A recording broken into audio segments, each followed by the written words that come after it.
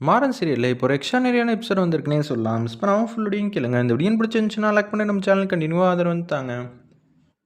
மாறன் மாட்டுக்கும் ஒரு வேஷம் கட்டிட்டு வீட்டுக்குள்ளே வந்து போகிறாங்க. கரெக்டாக வள்ளியம்மா வந்து கண்டுபிடிச்சிடுறாங்க. என்னடா மாறா, எப்பட்றா இருக்க? இப்போயாவது உனக்கு தெரிஞ்சிச்சே ஏதாவது பண்ணி இந்த வீட்டுக்குள்ளே வரணும்னு. ஆமாம் அத்தை, எனக்கு ஒரே ஒரு சந்தேகம். எப்படி நீ கண்டுபிடிச்ச? இதெல்லாம் கண்டுபிடிக்கிறதுக்கு பெரிய பெரிய அதிகாரியாக வருவாங்க, பார்த்தாலே தெரியுதே. சரி சரி, நீ இங்கேயே நின்று ஒளிஞ்சிக்க, நான் போயிட்டு வந்துடுறேன்னு சொல்லிட்டு வள்ளி மட்டுக்கும் போகிறாங்க. வள்ளிக்கு இருக்கிற அறிவுக்கே கண்டுபிடிச்சிட்டாலே வீரா ஒரு வேலை பார்த்துருந்தா என்னத்துக்கு ஆகிறது அப்படின்னு சொல்லிட்டு இருக்கிறப்ப பிருந்தாவும் கார்த்தியும் ரொம்ப நாள் கழித்து வராங்க வெளியூர்லேருந்து. அப்பன்னு பார்த்து அவங்க பிரியறதுக்காக தான் வராங்கன்னு மாறனுக்கு இன்னும் கொஞ்சம் நேரத்தில் வந்து தெரிய போகுது. சரிம்மா, நான் ஃபங்க்ஷனுக்கு வந்து ரெடி ஆகிட்டு வந்துடுறோன்னு சொல்லிட்டு பிருந்தாவும் கார்த்தியும் இப்போ மாறன் வந்து உட்காந்துட்டு இருக்காங்கல்ல அந்த இடத்துக்கு தான் வராங்க. யாரோ வரதை பார்த்துட்டு பீரோவுக்கு பின்னாடி நின்று ஒழிச்சுக்கிறாங்க. நம்ம 2 பேரும் பிரியறதுக்காக தான் இங்கே வந்திருக்கோன்னு முன்கூட்டியே உளறி வச்சிடாத அப்படின்னு பிருந்தா வந்து சொல்கிறாங்க. என்னை பார்த்தாலே உனக்கு பிடிக்காம போயிடுச்சுல்ல பிருந்தா, நீ உளராமல் இரு. நம்ம மியூச்சுவலாக பிரியணும் தான் இங்கே வந்திருக்கோம், மற்றபடி ஒன்றும் இல்லை. இது மற்றவங்களுக்கு தெரிஞ்சிச்சுன்னா வேதனையை உண்டாக்கும். இப்போதைக்கு எதுவும் சொல்லாமல் இருக்கிறது தான் நல்லதுங்கிற மாதிரி யோசிச்சுட்டு இருக்காங்க. அவங்க 2 பேரும் மாறனுக்கு இந்த விஷயம் கேள்விப்பட்ட உடனே தூக்கி வாரி போட்டுருது. ஐயையோ, என்ன நீ இப்படியெல்லாம் வந்து முடிவெடுத்திருக்காங்க? நல்ல பசங்களாக வந்து காதலித்து கல்யாணம் பண்ணாங்க. 2 பேரும் வந்து கல்யாணம் பண்ணுறதுக்குள்ளே போதும் போதும்னு ஆயிடுச்சு. ஏகப்பட்ட மனத்தடைகள் எல்லாத்தையும் வந்து கண்டுபிடிக்கிறதுக்குள்ளே ரொம்பவே கஷ்டப்பட்டு போயிட்டோம். அப்படி இருக்கிற சூழ்நிலையில் எதுக்காக இவங்க 2 பேரும் இவ்வளோ மோசமான ஒரு முடிவு எடுக்கிறாங்கன்னு தெரியல. உன்னை பார்க்கவே எனக்கு பிடிக்கலன்னு சொல்லிட்டு அங்கேருந்து வந்து போகிறாங்க நம்ம பிருந்தா மாட்டுக்கும்.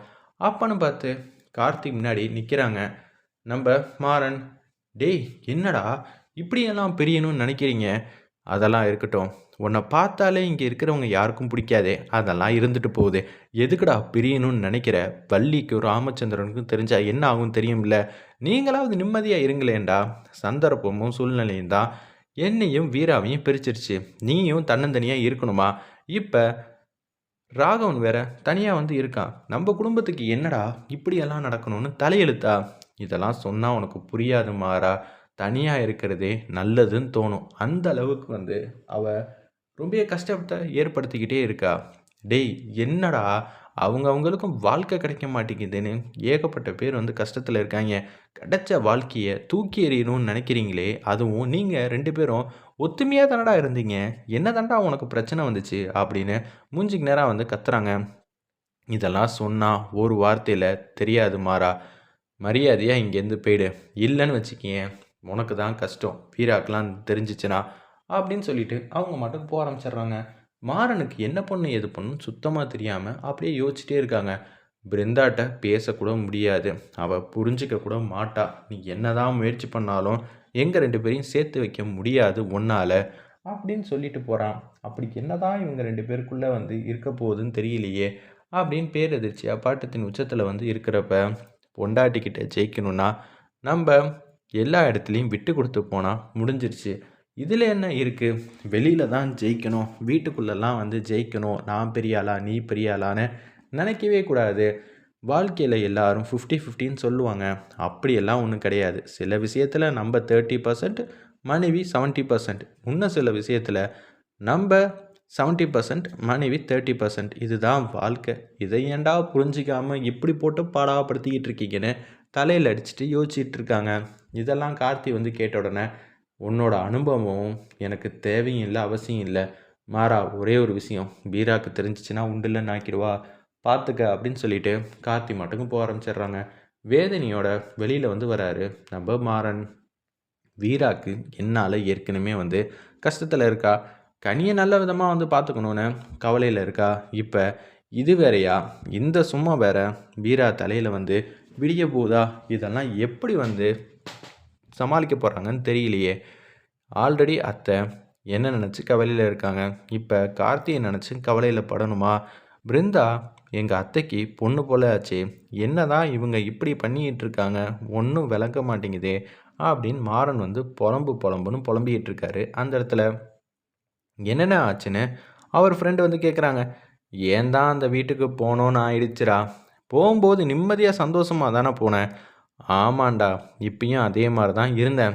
ஆனால் குடும்பத்தில் இருக்கிற விஷயம்லாம் தெரிஞ்சதுக்கு அப்புறமேட்டுக்கு நான் போயிருக்கவே கூடாதுன்னு தோணுதுடா. ஏன் என்ன ஆச்சு? இப்போ தான் உன்னோட நடு அண்ணன் வந்தார்ல. ஆமாம் வந்தாப்புல.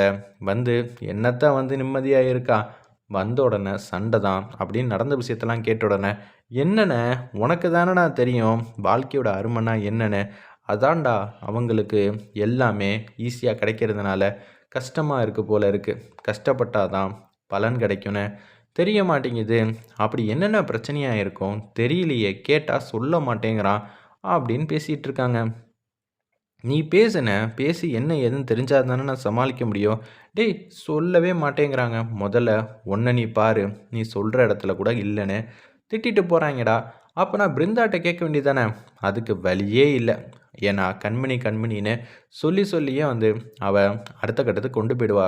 அதனால் என்னால் எதுவுமே வந்து இப்போதைக்கு பேசவே முடியாதுன்னு யோசிச்சுட்டு இருக்காங்க அந்த இடத்துல. அண்ணா ரொம்ப கவலையாக இருக்கேண்ணே.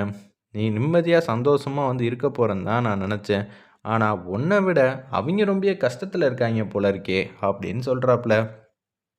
விடுடா பார்த்துக்கலாம். எல்லாமே வந்து சமாளிச்சாகணும்.